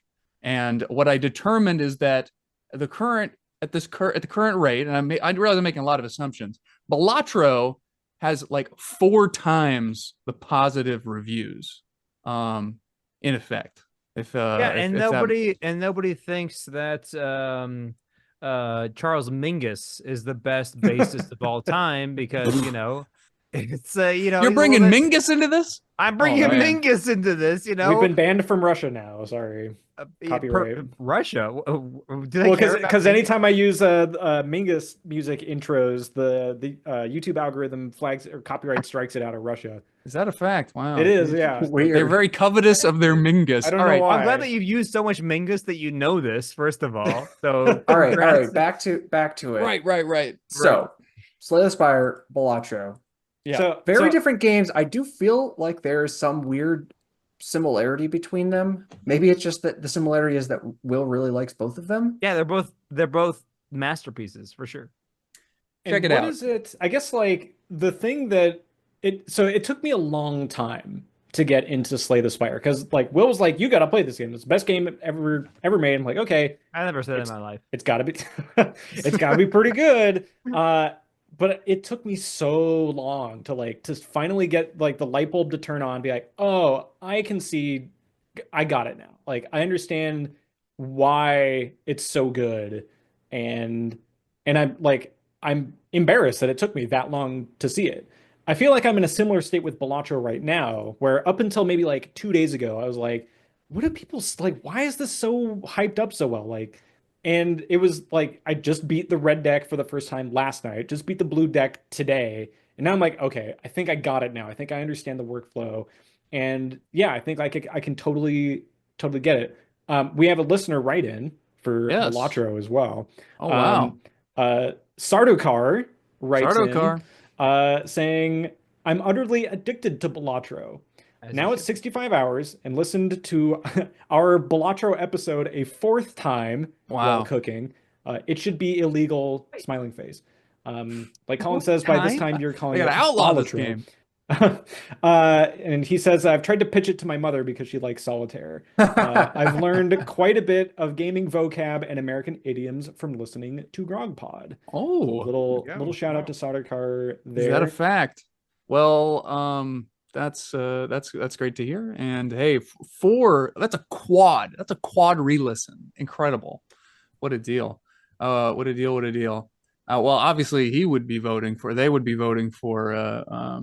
Balatro, I imagine. All right, so check it out, gentlemen. You think we're in the semifinals? Wrong. This is the final. Let's be real. Come on. Whichever wins in this matchup is beating out Into the Breach or Vampire Survivors is the way I see it. It's a classic matchup right. where the two titans come into the Will, semifinals. allow me to address you directly, sir. You can try. I can try. In season 2, episode 18 of our Slay the Spire episode, you say that it's a perfect game. You say it's the best game of all time. Yeah, correct. And you say, quote, it's really one of the most powerful sources of fun that I've ever seen. Right. One of the most powerful. If it's the best game ever, why didn't you say it is the most powerful source of fun? Because there are other sources of enjoyment outside of gaming. He hasn't done heroin yet. Yeah. I mean, the night is young. Would you say that it is the most powerful source of video game fun? Yes, actually. Whoa. All right. Well, Yeah, no, interesting. I The bar play has Slay been the set high. Spire daily nearly daily. If I have that last 45 minutes of my day for as much as I can make it possible is a round of Slay the Spire plus some TNG. That's a one episode of TNG, play a round of Slay the Spire, which I will inevitably almost always win. That's my ideal capstone to the night. Incredible. All right. Well, I've got another page well, of direct quotes. I don't think I'm going to be getting through to Will, but let me try one more thing for you. Let me throw one more thing at you. In our Balatro episode, in our final review, you specify that, hey, I'm giving Balatro a 9.5, and I'm not giving it a 9. I'm not giving it a 10 because, quote, referring to 10 games. It really needs to define a genre, I think, in order to be a 10 out of 10 for me. Correct. Could one not argue that poker is a genre and that Balatro has defined it in digital form? Poker, a game that has been with our powerful nation for hundreds of years. How about and it continues to live large in the zeitgeist. We can't escape it. Poker? Maybe to reframing that question a little bit. What's that? Gambling roguelikes. Gambling asterisk. In that, I think Balatro has spawned a lot of Balatro fast follow games. Like, there's one that just recently came out called Ballinier, or God, how do you say this? Ballinier, or Ballinair? It's fallen in its footsteps and it's impronounceable, utterly impronounceable. That's the one with the it's a pachinko. Palinki. What's it called? Pachinko. Pachinko. Okay. Again, I don't know these things so well. Thank you very much. So is Balatro defining a new genre of like, oh, let's take this other like gambling type game, put roguelike mechanics in it, and is that a Balatro-like now? Does that qualify as genre defined? I think y'all need to stop calling it a gambling game. Gambling by definition. That's right. I called it a poker game. Right. That's fine. I think it's not. It is not a gambling game, though. You're right. If you're, you don't have stakes. You are not betting anything. Now the PEGI rating system is a sham. Said that it is a gambling game because it teaches people how to play poker and is therefore why it is rated an 18+ mature only game. Yeah, just like Luck Be a Landlord, equally as insidious, if not more so, for corrupting our youth and precious children. My goodness. Nope, they should all just play Fortnite instead. Or any of the other, or what are some of those weird games that get advertised all the time? What are we just talking about? Loot like boxes Raid and Shadow things? Legends or like loot box. Clash of Clans. Yeah, Shadow Legends. Okay, speaking of Clash of Clans, I want to get back to. I want to continue to press Will. Why is Balatro not a 10 out of 10 game? It's close. That's why it's a 9.5. Close. It's close, folks. But close, it but does no. not have a genre defining element to it. I feel like it's derivative in every single component, where it's not innovating. It's simply aggregating the best mechanics from several different genres. Whereas Slay the Spire is a true innovator and defines STS-like games. There's not Balatro-like games for a reason, and I think that it's just that for this exact situation where it just does not have that quite that level. That 9.5 to 10 is not a very distinct, thing. It's hard to define, but it's not quite at the genre defining level, in my opinion. I think there's two things at play. One, if you look at the kinds of deck builder games that were on Steam prior to Slay the Spire, basically all forgettable. Slay the Spire happens, and then you have this entire like Cambrian explosion of deck building games that are in that similar vein that like Megacrit aced it. They figured out the formula, and everyone else it's like with FTL and like the FTL node map. Yeah. Like it's like discovering plutonium by accident. Are there other games that are like this game but aren't exactly this game? For Slay the Spire, the answer is yes. For Balatro, the answer is not yet. Well, I mean, True. let But him also, cook. It like just came out. Balatro's. I Yeah, mean, like, maybe it did just come out. If we did this in 3 more years, we might have a different opinion of Balatro. we'll have the Vampire Survivors problem of Balatro-like games infesting everything. Yeah, Maybe when did Vampire Survivors come out? 2021, couple years. 2022. Yeah, so they've had a little bit of time to Yeah. develop the. I mean, I guess they do have a lot of like games, but I don't know. None of them are better than the original, in my opinion. Well, we're coming back to what our listener wrote in about. I feel like a little bit, at least an adjacent topic, which is the impact, negative or positive, that a game has on the gaming industry. How much are we supposed to take that into account when assigning a score? No, It seems like y'all are putting a lot of stock. It's indicative of how good the game was. It is indicative of how good it is. I suppose that's Anyway, true. the correct Fun? answer is, of course, Slay the Spire. No, Thank you. All right, so we Come have on. Scott. You're on the side too. Let's move on here. This yeah. I don't know what. I love Let the man Balatro, speak for himself. Balatro. I What- put so many hours in it. I've got other people addicted to this game. I love that game, but it is not the best game of all time. I'm curious from the rest of the group, what is something that Balatro does better than Slay the Spire? Oh, the sounds, Bigger the numbers. the the whole and then you see the number blowing up, you see the flames growing. Oh my god, that is an experience that you cannot get in Slay the Spire. You And it is cannot. In fantastic. fact, I'm I going to love it. argue that Slay the Spire doesn't even come close in terms of visuals, in terms of feedback, in terms of that video game feedback.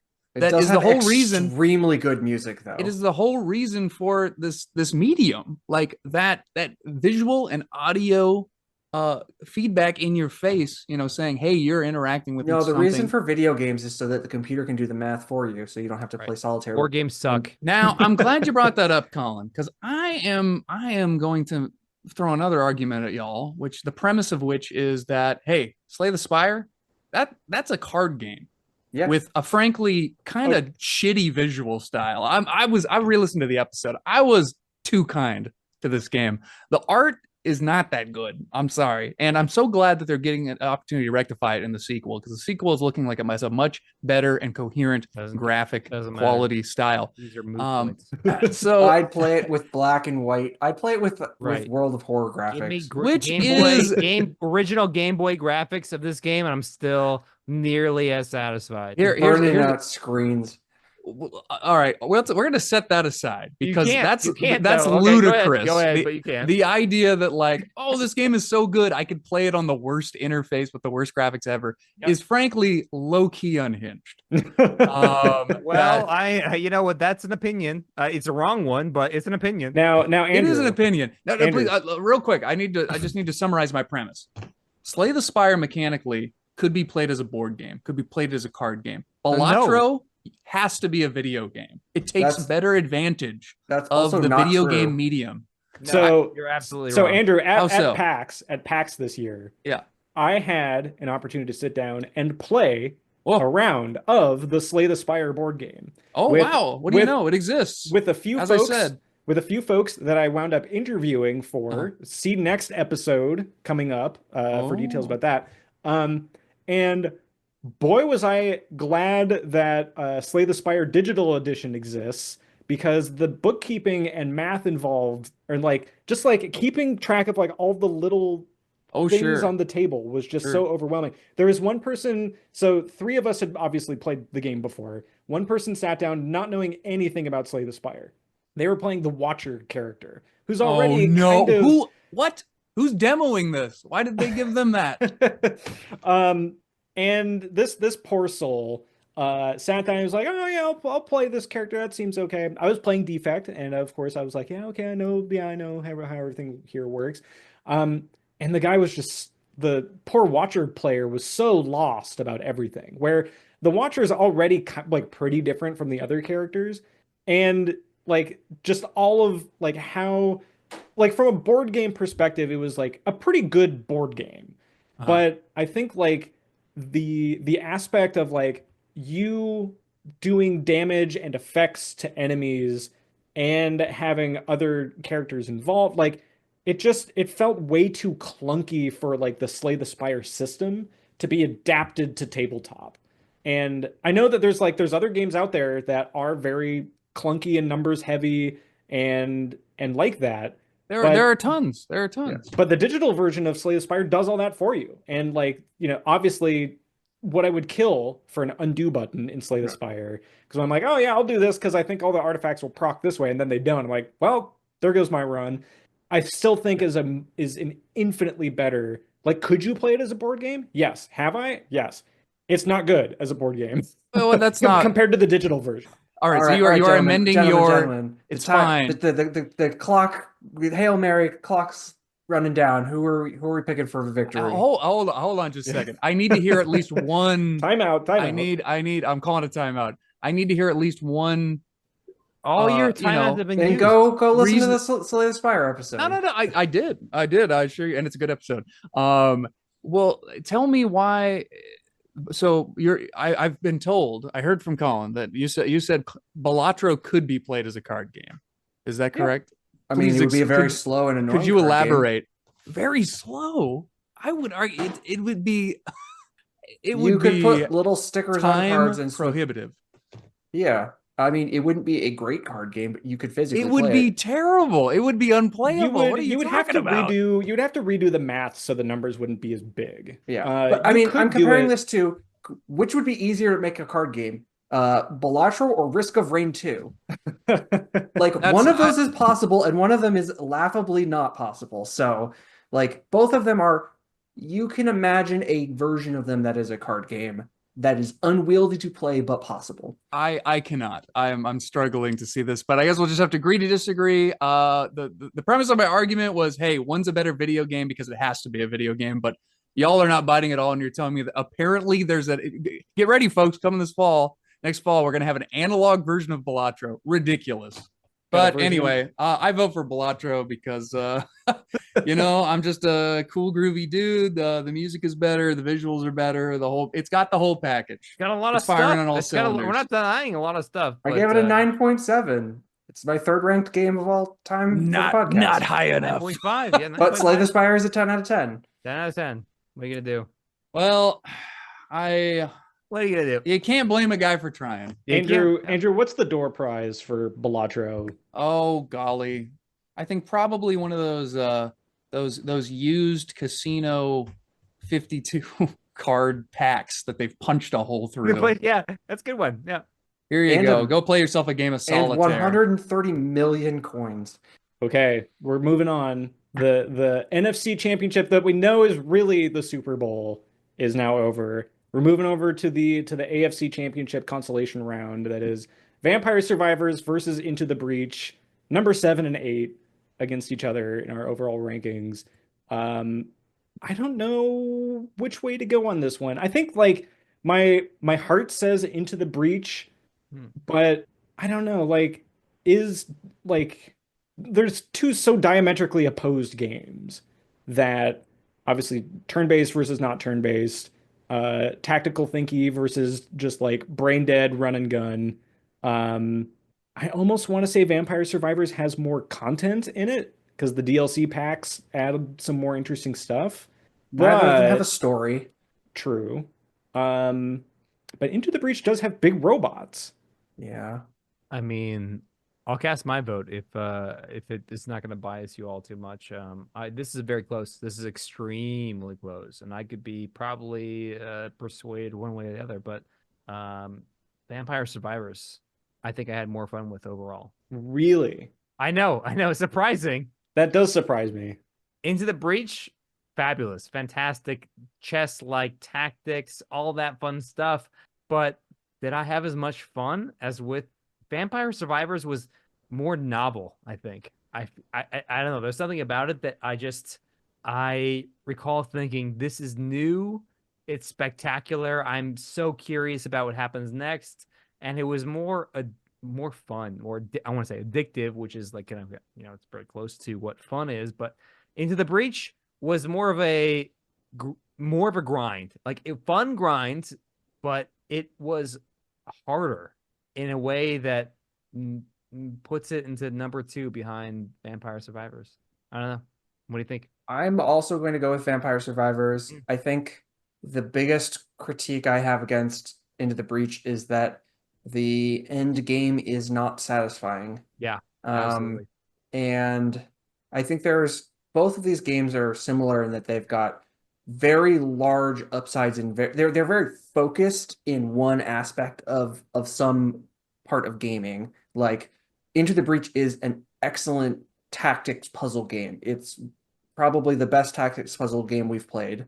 Vampire Survivors is the zaniest in terms of like amount of things that you are shooting out and the level of output of damage that you do. So they're hard to compare in some ways. So you end up comparing them in another kind of what do they feel like they're lacking, and I feel like they're both kind of lacking story. But Vampire Survivors, you have like goals that are a little bit more achievable in the mid run. So that was something that was like kept me going to play. And then Into the Breach was like very fun, very fun, very fun. And then the last battles just kind of felt like they didn't quite make it. And then they're the same every time, which is unfortunate. And Vampire Survivors, like the nature of like the goals they give you for the unlocks is like more unique, and it felt more, I don't know, compelling rather than you get the dog that can fart. Right, exactly. Like it was just more like zany and fun in that dimension of like weird stuff that can happen versus Into the Breach, which is like how much you get big robots, but how many dogs fart fireworks Into the Breach? Right, exactly. How many? Name one. Maybe one of the robots. It's unclear. Who knows what they're farting under those suits? The swap bot has got something going on for it. Mr. Burger? I don't know. I'm conflicted. I feel like I'm gonna pass on to Andrew here for a second. And see if it's a split. What a coward! Oh my god. I'm most interested in which one is a better board game. No, okay, so check it out. Well, it would definitely Vampire be Into the Survivors. Breach. Yeah, ironically, even though I'm joking, it would, I suppose so. Yeah, so Vampire Survivors, I think probably takes it because it's just like, if you average out just pure level of fun per hour played, I think Vampire Survivors probably takes it. I think I'm gonna vote for Vampire Survivors.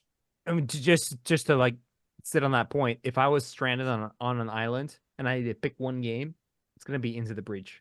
That's the one I could see the longevity giving more net utility. But that's not how we play games. We just like you want to zap out the best utility from it. And so Yeah, I'll agree with that. Vampire Survivors. I'm tempted to fall on the sword and say Into the Breach because like big robots, time travel, and like tactical like coolness. I have many more hours in Into the Breach versus Vampire Survivors, but I think there's something to be said about a genre that is just like a single stick shooter, like the Bullet Heaven thing. And I think Vampire Survivors is another genre definer. So I think we'll make it a clean sweep. Into the Breach, excellent game, incredible game. Yep. Now I'm actually kind of curious what the listener vote was for. The listeners wanted Into the Breach, actually. We're sorry. But I mean, I'm sorry. Honestly, I could have seen this go 4-0 either way. Yeah. With like a very minor like twist. This is where we blame it is the refs. Fitting that the same developers that did our previous Omegathon Grand Champion made it so far, but unfortunately couldn't quite make it to the finals. And I think that comparison is apt because FTL, like, okay, here's a proposition. Like FTL's like story and theme and final boss, like that is what's missing from Into the Breach, I feel like. Yes. A masterclass Absolutely. in final encounter design. Like the final boss fight, great. And the one that's Into the Breach, I think is pretty good and pretty cool. But like, hey, comedy comes in threes. And so many things, like there needs to be 3 stages. And the fact that there isn't a third stage in that fight is really weird. And I'm curious what the story is behind that. And then the fact that there isn't a more meaningful end game is really, frankly, baffling. Yeah, I wonder. So FTL has this fan mod called Multiverse, which is yeah. it's FTL2 future episode, maybe for all intents and stay purposes. tuned, maybe. And I wish Into the Breach had that same kind of level of like super mod going for it, because maybe that would like fix some of those like nits that we have with it. But yeah, I think my door prize for Into the Breach is going to be best robots. Best robots. And there were a lot of robots this season. We had Void Bastards, which those weren't very good. We had Star Providence has here for best lot. Oh yeah. I mean, well, yeah. I mean, yeah. Star Providence, a lot of great robots had a couple in there. robots. Oh yeah, it's true. Those were bad, evil robots though. Yeah, no, the kinds we don't like here. All right, Scott. So where does that lead? Well, if you are looking through the timestamps and you're like, oh, I want to see what the finals are that they're going to be talking about on the Grog Pod for the Omegabowl, you should probably skip to the timestamp for the first semifinal, because that was the true final that we had here. This one is just going to be a bulldoze, I think, between our number 1 overall ranked Slay the Spire and our number 7 overall ranked Vampire Survivors. We kind of talked about that for the first semifinal, where it was Slay the Spire versus Balatro. Spoiler alert, Slay the Spire won that one.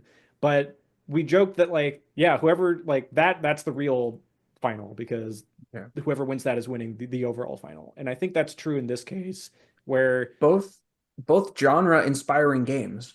Yes. Indeed. But what have they both wrought, as our dear listener pointed out? Why, with Vampire Survivors, it's nothing but filth and slime, with just a few gems scattered amongst the lucre, the refuse. But in the case of Slay the Spire, why we've gotten a bunch of games that I can definitely remember off the top of my head that me. Monster Train. We got real quick. I'm sorry, I meant to call this out. Scott, we cannot let you live down the fact that at the time of recording our our Balatro episode, you ranked only 1 spot above Monster Train, which is absolutely, I mean, Monster Train is a 9.5 for me. That's wild. It is wild. So I'm curious where I was wrong. Whereas, so Slay the Spire is all the way at the top of very high in your rankings. Is there any other card game between Slay the Spire and Balatro on your list, Mr. Berger? Luck be a landlord. Not a card game. That is a great question. I know that there is a way in Steam. That's why we track you can these filter things, folks, by card game. And I'm looking through the list here now. Let's see. There's Card Hog, probably not. Coin Crypt, name. Probably not. I'm Scrolling through. I don't think that there is, really. Okay. I mean, well, we haven't gotten to things like Ring of Pain. That's not. I mean, I played that game. It's not. No. What do you? No. It's a card game, but it's not a What's a Wild Frost? Very good. But Wild Frost is a stay tuned for sure. But all that to say, and in your list, Scott, and in most of y'all's list, Slay the Spire is way out in front. Like way out in front of other games from other genres, and way out in front of any other card builder that may have been inspired by it. FTL is tied for 10 out of 10, and Balatro is up there. I mean, these are, I would say this, pardon me, never Balatro is 9.7 and Slay the Spire is 10. They're pretty close. Pretty close. But unfortunately, Vampire Survivors isn't that close. It's still a great, I still have what is it? 8.3, still excellent. Very good game. Number 9 on my list, but it's not number 1. Wow. So I feel like Luck Be a Landlord should probably be higher on my list. We haven't gotten to things like Chrono Arc yet, but I feel like there's a lot of good deck builder games that we haven't gotten to yet, and that might fill in that gap. And I think like rating Balatro kind of low earlier, like that's a ranking that I think will come up over time. Because I like Slay the Spire, it's taken me an embarrassingly long time to kind of like get why people like Balatro so much, but I think between like Vampire Survivors is like immediate candy, and you're like, oh, me like candy, my brain love candy, give candy now. Slay the Spire is like, okay, I'll give you 2 candy pieces later. It's steak. Mm. Yeah, sure. No, it's more sophisticated, dare I say. It's Steak and a deeper glass of potentially. wine. Speaking as someone who wanted Balatro to win out, but anyway, I actually, never mind. I was gonna start apologizing for my take on the visuals. Visuals are bad. Vampire Survivors, I think visually is more of a treat. That's one way I think pretty objectively, I think Vampire Survivors has a better visual presentation. But wrong. No, I agree with you. I'm just trying to think of ways that Vampire Survivor exceeds the quality of, it has more different chaos. elements. Is that better? I It's don't know. brighter. No? I feel like the brighter. visual It's got a lot effects more are crazy. more interesting. It's brighter. It's more vampire themed. It has more pixel art. The pixel art quotient through the roof. There's much more variety in the player characters and the abilities and stuff. Dog that farts. There's dog that farts. There's that's lady gonna, that throws that's gonna rank cats. real low for me. That's gonna rank real low for Indeed, Impact. indeed. Vampire Survivor, I think like these games are solving 2 different problems. And one is like deep, thinky strategy. Take as much time as you want. Vampire Survivors is going to grab you by the lips and yank as hard as it possibly can. Where Lips. There are Oh. pauses. The important part is there are pauses. I would hate this game if I couldn't stop and think when it pauses. So I will point out that is not exactly grab and yank. It's grab, yank, and hey, which one do you want? Well, yeah, there are natural breakpoints that Right. That's that very do important. pause Though. it. That's like it's not something to be overlooked. Like those stop and think without pressure are very important. Those But checkpoints. the last 5 minutes of a 30-minute run in Vampire Survivors where you've just you have everything on auto loop and it is just you can't even see what's going on anymore because there's just numbers play a harder flashing. difficulty, noob. Come on. What are you doing? No, that's a good point, Scott. It's in terms of raw, visceral, real-time experience, Vampire Survivors is a treat and keeps you on the edge of your seat. And I mean, Slay the Spire does that, of course, but in a very different way, in a turn-based way. I mean, the one time I got to the Spire Guardians with a build that I thought was super broken, I'm like, oh, this is gonna sail through to the heart, no problem. And then I got wasted by it. I was in that moment, I was like, oh no, it was that meme of person laying back, oh, this is super easy, and then uh-oh, gotta engage gamer mode and lean forward. That was me. And I'm like, oh, I've got to lean forward here on the couch to get more into beating these characters. And I lost, but it was oh my god, you didn't focus down the one on the right? Oh my god. You focus one on the right, the other guy's gonna attack you. You gotta, as an Ascension 0 level player, take my advice, Will. You gotta spread the damage out. Take it from me, an expert. All right. Well, I mean, what more is there to say? I think the more interesting reveal, other than the winner of the Omegabowl, is going to be what the listener winner is. Oh yeah. So let's see. Looking through, what's the listener winner for this, and then what's the overall listener winner? I'm curious. This will probably make everyone mad. The listener winner for between Slay the Spire and Vampire Survivors is, drumroll, Slay the Spire. Slay the Spire, not the number 1 overall though. Sample size? Sample size of, it's I guess huge. 10? Yeah. 300% more than last year. Looking at the numbers here, Perfect. I mean 1,500 for each ish, depending. Anyway, yeah, that's bullshit right there. So go ahead. Yeah. Well, just wait until you hear the. So the number 1 overall, okay, that according to this methodology that I've been using, yes, is, drumroll, if you will, Jupiter Hell.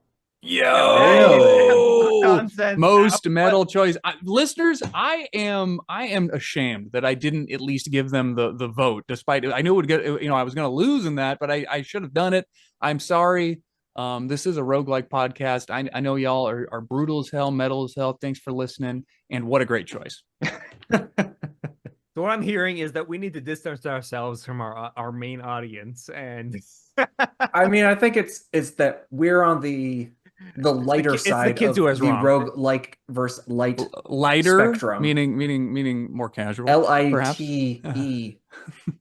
Okay. Lighter, so like the lighters Will's flicking right now. Indubitably. Well, I think in my rankings, I have Vampire Survivors higher than Slay the Spire.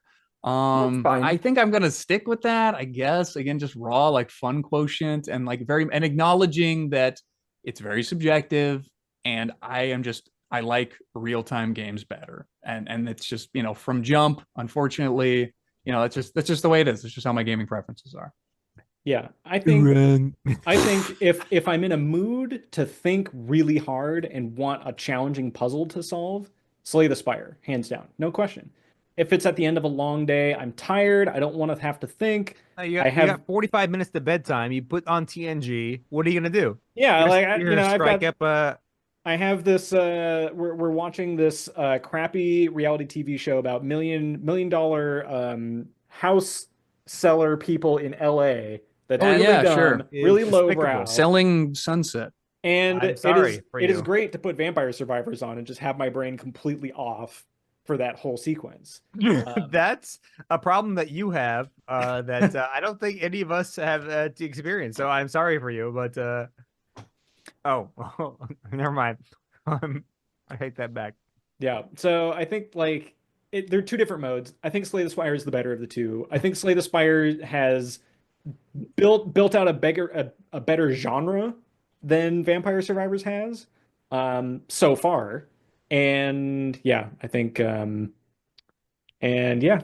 There you have it. Have we cast our official votes? Colin, officially you're locking it in? Oh yeah. Not that there was a question, but just to confirm, go around the horn. Okay, well, what a deal. What a deal.